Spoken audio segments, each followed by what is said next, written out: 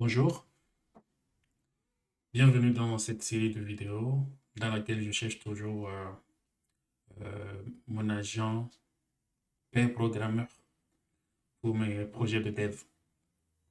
Alors, dans les vidéos précédentes, j'ai testé GitHub Copilot, la CLI, l'extension dans VS Code et le Coding Agent dans GitHub. OK.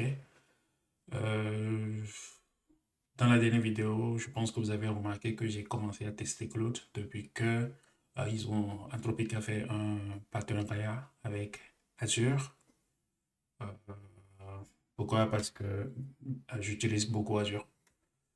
Et comme il y a les modèles de Anthropic sur Azure, j'ai commencé à tester la dernière fois. Alors, j'étais content dans la dernière vidéo, si vous vous rappelez. Mais là, je suis revenu à de meilleurs sentiments. Pourquoi? Euh, les modèles déployés dans Azure, bon, via le partenariat avec Anthropic, lorsque on utilise les API pour les appeler et tout, la facturation n'est pas faite sur la souscription Azure. OK? Donc, c'est là où j'ai commencé à voir que, OK, dans Azure, il y a des services qui sont, je sais pas, ils appellent ça SaaS, ouais. Il y a plusieurs types de services, OK? Donc, les services de type SaaS ne sont pas facturés sous la souscription. Donc, ils ont une facturation en part. Or, moi, j'ai une souscription dans laquelle j'ai du crédit. C'est pour ça que j'utilise les autres modèles, GPT, ainsi de suite, sans pour autant payer. Donc, je me disais que j'allais utiliser Claude sans payer. Quelle n'a pas été ma surprise quand à la fin du mois, il y a eu une facture. Heureusement que je ne l'avais pas beaucoup utilisé. Du coup, ça me faisait 11 euros par là. J'ai un pote qui, lui, est à 100 euros. Donc, j'ai conclu que Claude, c'est c'est un dev agent pour les riches. Bon, je pense que ça le vaut. Mais dans mon cas actuel, je suis un simple employé, je n'ai pas mon entreprise. Si j'avais mon entreprise, j'aurais facilement pris les 200 euros par mois d'abonnement chez Anthropic. Ce seraient des coûts qui seront passés sur mon entreprise. Mais là, je ne veux pas payer, je sais pas, des API ou 200 euros de ma poche. D'autant plus que j'ai beaucoup de crédits sur Azure avec les modèles GPT, Grok, j'ai quoi encore? J'ai DeepSeek, ok? J'ai aussi Mistral. Donc, je me suis dit non, je ne vais pas avoir tous ces modèles avec comment ça s'appelle? Autant de crédits et payer de ma poche. Du coup, qu'est-ce que je me suis dit? Je reviens sur ce schéma que j'avais fait depuis le début où je veux utiliser Cololot parce que c'est un agent qui colle bien. Ça, c'est indéniable. Mais avec d'autres modèles autres que les Sonnet, les Opus. OK? Et pour ça, il fallait déjà comprendre c'est quoi un agent IA. OK? L'agent IA se distingue comment ça s'appelle? Du modèle simple. Parce que si vous avez l'API d'un modèle, vous pouvez l'appeler et tout.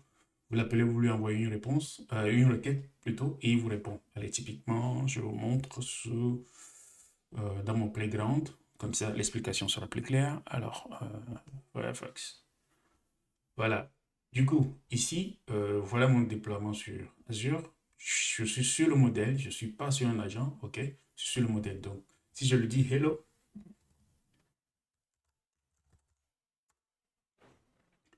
il va juste recevoir la requête et me répondre. C'est tout. OK? Ça, c'est un modèle classique. Voilà. Il m'a répondu et ça s'arrête là. Euh, du coup, c'est quoi le concept d'agent? Le concept d'agent, alors, je switch. Voilà. Donc, une fois que ça, on l'a compris, appeler un modèle LLM, ben, c'est juste question-réponse. OK? Un agent, c'est quoi? Un agent, c'est un assemblage, voilà, d'un modèle. OK, et des outils dans une boucle. OK? Comment ça se passe lorsqu'un agent, on l'utilise? D'habitude, on lui donne des outils, des tools, OK, des fonctions, plein de choses, OK. Déjà, il faut un modèle qui soit capable d'appeler ces outils, OK. Euh, Lorsqu'on on a un agent, c'est l'agent, alors je pense qu'il y a un schéma plus intéressant en bas, voilà, un schéma plus intéressant, OK.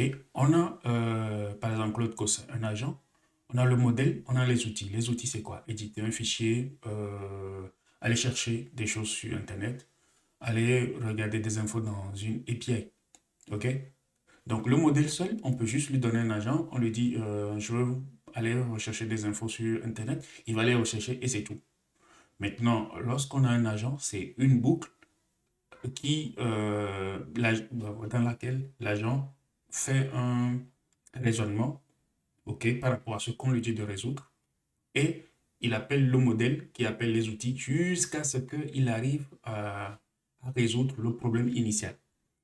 Donc, allez, je zoome un peu. Si on prend typiquement cette image, supposons que je veux coder. Par exemple, si je dis au modèle que je veux coder une fonction, lui, il va juste me retourner un output.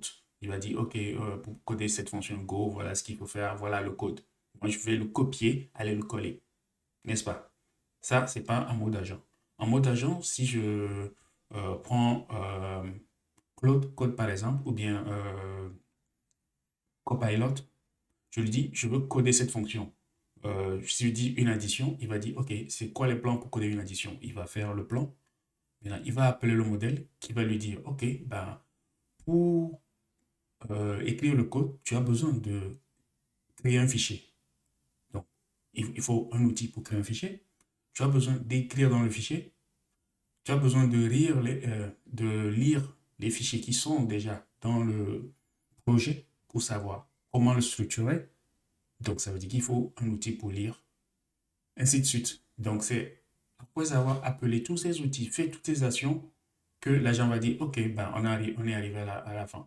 Vous voyez, c'est un peu différent euh, d'un modèle plus un outil tout simple. Donc, l'agent ici, quand on lui dit, je veux coder, il envoie au modèle. Le modèle dit, OK, ben, j'ai besoin de ce.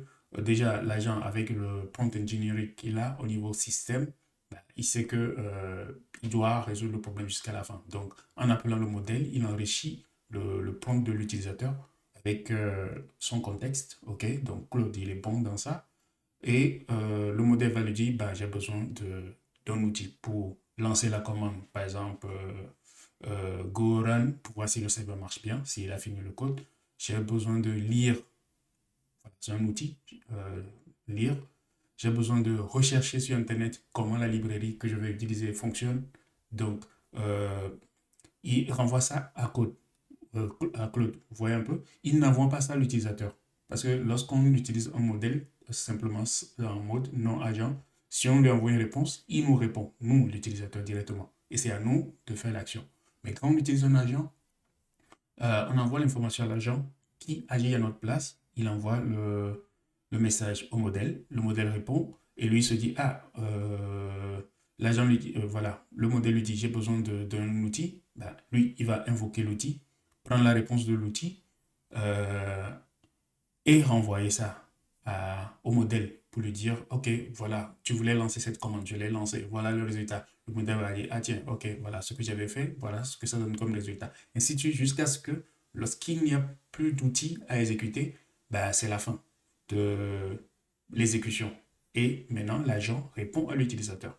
Typiquement, c'est ce qui se passe quand on code.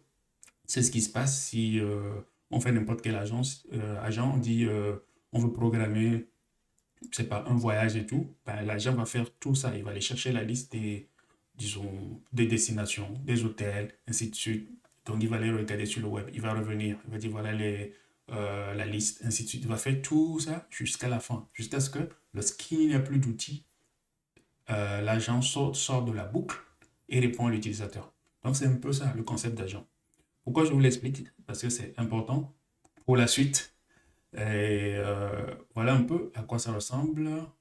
Lorsque Claude veut, disons, utiliser voilà, l'outil de coding, par exemple, il envoie un message au modèle. Il lui dit, ben voilà ce que l'utilisateur veut. Il veut créer une fonction de moyenne, ok, pour les déviations, ainsi de suite. Donc, on va utiliser l'outil de coding. Et le modèle, voilà, il renvoie les réponses, ainsi de suite. Donc, c'est bien de savoir ça. Parce que dans mon cas actuel, je voulais diminuer les coûts de façon générale, mais je voulais utiliser les modèles que j'ai déjà, euh, mais avec l'autre. Du coup, ça veut dire quoi? Si on reprend un peu le fonctionnement de Claude ici, l'agent Claude qui est un agent de code, ça veut dire que bah, moi je suis là, Claude Code est là, il a besoin d'un modèle, il a besoin des outils. Donc, les outils sont déjà là. Bon, il y a les outils par défaut de code que Anthropic fournit, qui sont les web search, les code edit, ainsi de suite, qui sont déjà là. Mes propres outils, je peux les ajouter avec des outils MCP. Ça, c'est pas le sujet. Mais c'est celui-là. Allez, voilà. Donc, c'est celui-là que je veux zapper dans la chaîne. Je vais t'appeler un Claude modèle. Je vais appeler un GPT-like modèle. OK. Du coup, maintenant que vous comprenez comment ça marche, il faut juste que je change le modèle ici et je continue d'utiliser Claude. Voilà. Maintenant, pour faire ça, il faut déjà trouver le modèle qui code aussi bien que les modèles anthropiques qui sont Opus, Sonnet, euh, Haiku. Voilà, c'est les trois. Dans Microsoft Foundry, ils ont des benchmarks qu'ils affichent. Bon, reste à savoir si c'est subjectif ou pas, mais je pense pas que ce soit subjectif. C'est les benchmarks SOTA et ainsi de suite. Je suppose, je pense. OK. Du coup, j'ai regardé un peu les benchmarks. Avec quoi est-ce que je peux remplacer Sonnet? On peut voir ici que dans le leaderboard dans Microsoft Foundry, euh, en termes de qualité, d'index, bon, les générations, on a ChatGPT, on a le GPT 5.2 qui est assez bon. OK. Voilà, le throughput aussi, il est bon. Le prix, il est à 4,81 comparé à un Opus qui est à 10. Ouais, un peu, je diminue déjà le coût par deux si jamais je payais. OK. Sonnet est à 6. Donc, j'ai 2 euros, 2 dollars de moins ici. Du coup, ici, par défaut, c'est le tableau de Microsoft Foundry. On peut voir un peu, on peut comparer un peu tous les modèles. OK? Donc, on a vu où se trouve Opus. Par défaut, Claude Code utilise Sonnet pour voilà, tout ce qui est par défaut, il utilise Sonnet. Maintenant, si on veut changer, parce qu'il y a un truc qui demande beaucoup de réflexion, on peut passer sur Opus. Ouais. Et lorsqu'on n'a pas besoin de beaucoup de réflexion, c'est Haiku. OK, donc c'est le petit modèle. Donc il a trois modèles. Donc ça veut dire qu'on peut potentiellement remplacer Opus et Sonnet par GPT 5.2. Voilà. En continuant de regarder les charts, on peut voir qu'en termes de qualité de retour par rapport au coût, ChatGPT est à 5.2 est assez, pas ChatGPT, GPT 5.2 est assez intéressant par rapport au Opus et Sonnet. Donc, si on se base que sur les coûts, GPT-5, c'est intéressant. Maintenant, allons en profondeur. Un modèle, ça doit raisonner. Quand on code, on doit raisonner pour résoudre des problèmes, faire des architectures. Donc, c'est bon de savoir, de prendre un modèle qui raisonne pour remplacer les modèles Opus, Sonnet, ainsi de suite. Dans le dashboard de Microsoft Foundry toujours, voilà un peu le ranking. Le ranking, ça veut dire que GPT 5.2 vient en troisième position, ce qui n'est pas mal, parce que il a le même score que Opus. C'est pas mal. OK? Maintenant, après avoir raisonné, il faut coder. Dans le coding, les modèles anthropiques restent toujours au top. Mais j'ai vu ici qu'il y avait DeepSeek qui codait bien. Ça, c'est pas mal. On a Grok aussi qui code bien. On a en cinquième position GPT 5.1. Excusez-moi. GPT 5.1.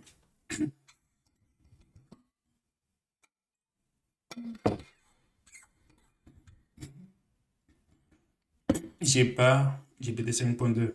OK. Après, dans les knowledge, puisque les modèles sont entraînés sur des données, de façon générale, OK, qu'est-ce qu'ils ont comme données? Apparemment, on a Opus, après Grok, et GPT-5 vient en quatrième position. C'est pas mal déjà. Répondre à des questions, GPT 5.2 est meilleur pour répondre aux questions. OK. Le groundness, c'est lorsque c'est fournir des données, disons les données actualisées. D'habitude, c'est avec des outils, on va sur Internet, on cherche ou bien on utilise les tools MCP pour fournir des données. Euh, dans, dans ce domaine, les modèles anthropiques sont toujours au top. OK. Donc, ça veut dire après qu'il faut choisir quelque chose qui résonne bien et quelque chose qui code bien. Voilà.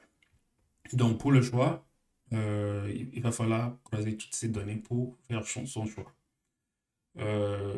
Dans cette vidéo, je me suis concentré sur... J'ai juste utilisé GPT 5.2. Je ne me suis pas embêté avec tout le reste parce que le but, c'était de changer le modèle anthropique, pas les modèles GPT et ainsi de suite. OK. Donc après, probablement, je verrai si GPT-5 de code bien, sinon je vais voir quel compromis je peux faire. Voilà, ceci dit, on ne perd pas beaucoup en qualité si on change de modèle. J'espère. Ceci dit, comment est-ce qu'on change le modèle concrètement? Pour ça, il y a deux outils. OK, il y a Cloud Code Router. OK, et puis il y a Cloud Code Proxy. C'est les deux que j'ai trouvés sur le net. Cloud Code Router, c'est assez intéressant parce qu'il permet de changer le modèle GPT, pas GPT, anthropique, et d'utiliser plein d'autres modèles. On a Gemini, on en a plein, je les ai oubliés. On en a plein, plein, plein, plein, plein, plein, plein. Mais moi, j'étais focus sur les modèles OpenAI. Je pense par défaut, ils n'ont pas de convertisseur pour les modèles OpenAI. J'ai cherché un peu, peut-être que j'ai mal cherché, mais déjà dans la documentation, c'est pas quelque chose qui est là par défaut. Par défaut. Du coup, qu'est-ce que j'ai eu? J'ai eu beaucoup de problèmes pour utiliser un peu mes modèles GPT. Si vous voyez un peu, Anthropic envoie des paramètres lorsqu'il fait des call API. Il envoie par exemple Reasoning. Le Reasoning, il n'est pas connu dans les API OpenAI.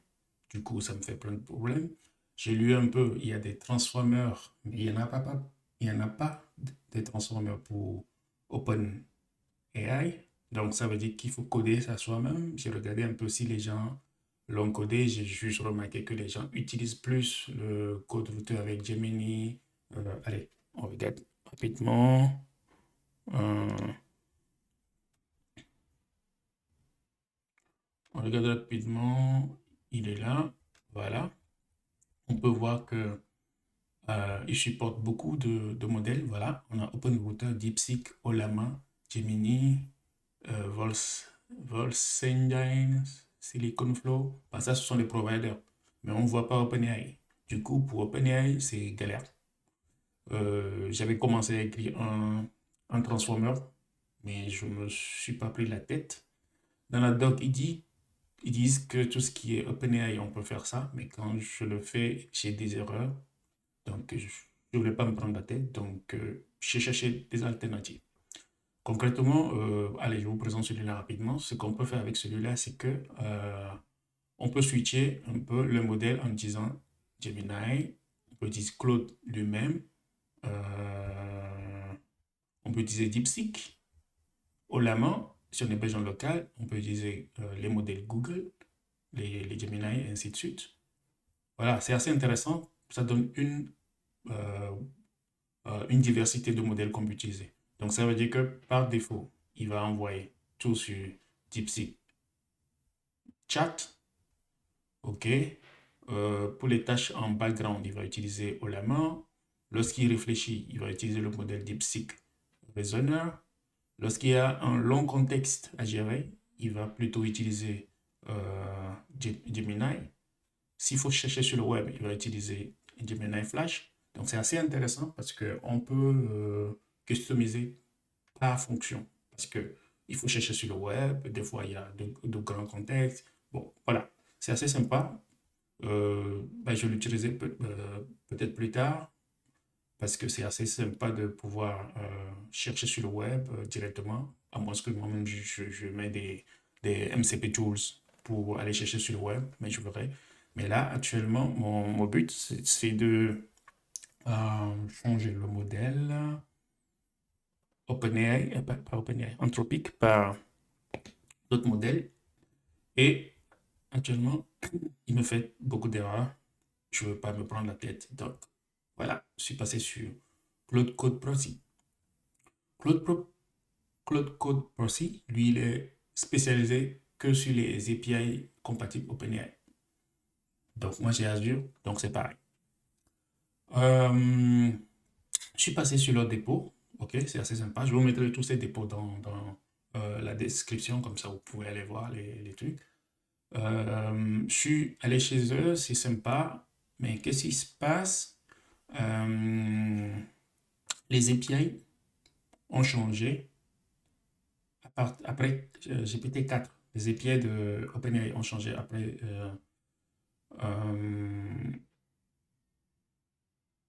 ouais, après GPT-4, ce qui fait que je peux utiliser les modèles GPT-4, mais je ne peux pas utiliser les modèles GPT-5 ni les modèles O, les modèles raisonnés. Et ça, il y a quelqu'un qui a ouvert une pull request. Allez, je vous montre. Alors, c'est lequel déjà? C'est celui-là. Voilà. Donc, ça marche jusqu'au modèle. Voilà, les GPT-4O, 4O mini marchent bien, nickel. Mais les GPT-5 ne marchent pas.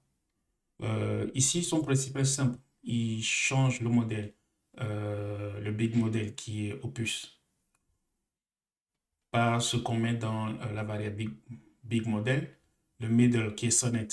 Et il le change par défaut par GPT-4O, le small qui est Haiku, il le change par GPT-4O mini. Donc, avec ces configs, ça marche nickel. Mais puisque je voulais les derniers modèles, GPT-5 et ainsi de suite, ben ça ne marche pas parce qu'il y a des paramètres supplémentaires qui se sont rajoutés et les endpoints OpenAI ne les supportent pas. Il y a un gars qui a fait le fixe, a fait demander une merge request, voilà, c'est celui-là, le mass completion token, ok, voilà. Il a bossé dessus, voilà, justement, c'est pour supporter O3, O4, O5, GPT-5, voilà. Il a fixé, il a fait la pull request, mais c'est pas encore accepté. Du coup, bon, j'ai juste créé un dépôt, moi, où j'ai mergé son fixe. Voilà, j'ai créé un dépôt, j'ai mergé son fixe. C'est pas encore accepté dans le dépôt principal. Et qu'est-ce que j'ai fait de mon côté? J'ai créé une image Docker, ok, que j'ai pushée pour faciliter, voilà, pour que vous ne compilez plus, ainsi de suite. Bon, bref, je vous passe le détail. Je l'ai mergé, buildé une image, j'ai pushé, et du coup, je vous ai fait ce petit repos où vous pouvez juste venir cloner. Allez, voilà, how to déjà. Voilà, vous pouvez juste cloner le dépôt, aller dans le configurer. OK, configurer. La configuration, c'est quoi? Moi, je suis sur Azure OpenAI. Donc, euh, ça, c'est mon key dans le Microsoft Foundry. OK. Allez, typiquement, c'est là. Allez, quand je fais code, voilà, donc le key est là. Je peux le copier, ainsi de suite. Et voilà, j'ai juste pris mon URL. Par contre, il ne faut pas mettre OpenAI. Je l'ai découvert à force de chercher. à force de me casser les dents, c'est pas OpenAI 1, ça marche pas celui-là. Voilà, vous copiez, vous collez, mais c'est modèle, slash modèle. OK?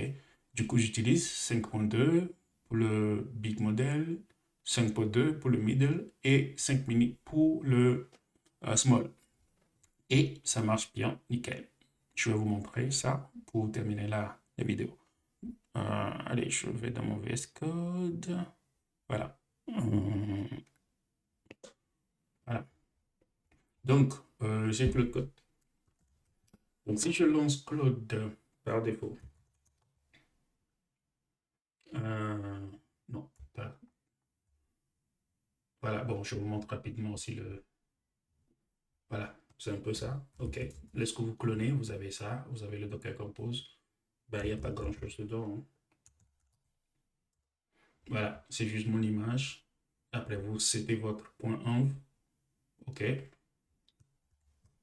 Le point env, non, non, si je fais ça, je fais le sample.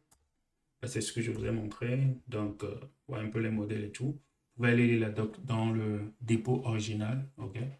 Mais vous avez juste à setter ça, tranquille. Et après ça, c'est juste un Docker. Je pense que je l'ai déjà fait. Donc, un Docker compose app -d. Voilà. Vous l'avez qui démarre. Et vous pouvez faire, je peux faire un logs F par exemple. Voilà.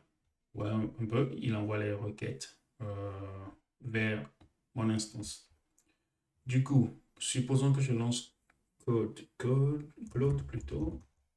Quand je fais ça, quand je le lance tout seul, il est fâché parce que ben voilà, il n'est pas connecté, il n'a pas les API qui.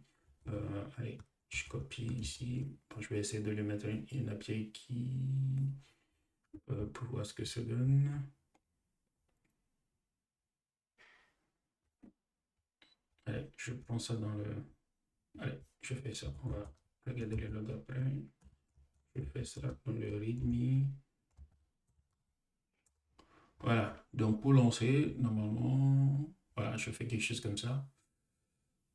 Pour les paramètres, je vous invite à lire la doc. Donc, si je fais ça, je lance, je lui dis, OK, je te donne un API key. Il va dire, OK, j'ai l'API key. Mais si je fais hello, il va essayer de taper chez Anthropic. Voilà, il va essayer de taper chez Anthropic. Mais comme je n'ai pas de compte chez Anthropic, je n'ai pas d'abonnement, bah, c'est normal, ça ne marche pas. OK, c'est invalide. Maintenant, avec mon proxy, voilà. Donc, je lui dis, OK, on change l'URL d'Anthropic par l'URL de mon routeur qui est là. Si je fais log, il est où déjà? Ouais, il est là. Ouais, il est là. Donc, si je fais docker compose ps, voilà, il est là. Ouais, il écoute sur le port 8082. OK. Donc, si je retourne dans mon readme,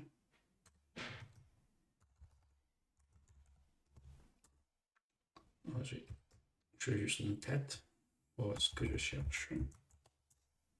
Voilà. Donc là, je vais plutôt le lancer avec mon proxy. Donc, cette variable d'environnement, vous pouvez la mettre de façon définitive dans votre config aussi. Mais moi, je vais juste lancer ici, comme ça, vous voyez la différence. Donc, tout à l'heure, on avait lancé comme ça. Il tape sur les serveurs d'Anthropic, mais ça ne marche pas. C'est normal, je n'ai pas d'abonnement. Et là, je vais utiliser le proxy. Voilà, je tape en local. Voilà, et si je le dis hello, cette fois-ci, on peut voir ici qui va utiliser mon. Voilà, ils disent mon abonnement. Voilà, il est en train de taper dessus. Il y a des endpoints qui ne sont pas là, c'est normal. Sûrement les trucs de log qui sont envoyés chez Anthropic. Mais pour ce qui est des completions, il tape chez moi, il est OK. Et quand je reviens dans mon code, voilà, il me répond. Voilà, il dit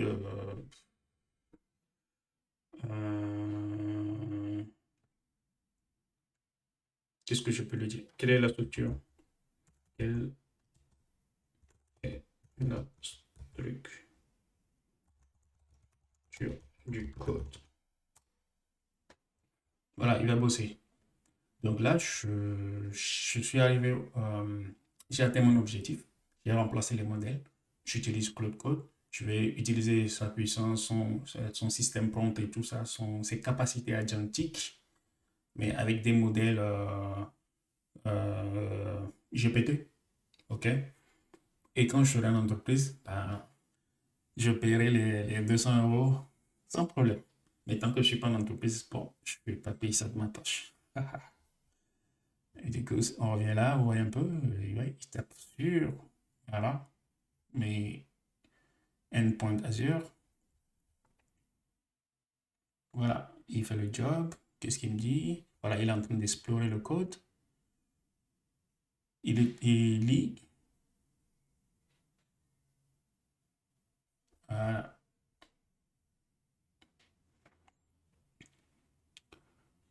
Donc, il lit, j'attends qu'il finisse, et je close cette vidéo, mais vous pouvez voir que ça marche déjà, et l'objectif est atteint, donc vous aussi.